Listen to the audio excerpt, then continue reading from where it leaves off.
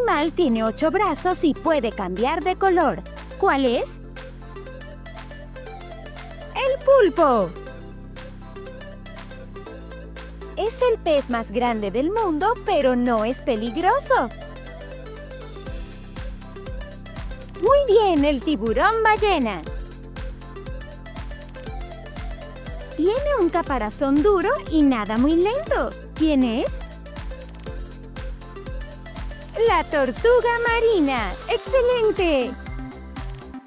Tiene muchas patas, camina de lado y a veces se esconde en la arena.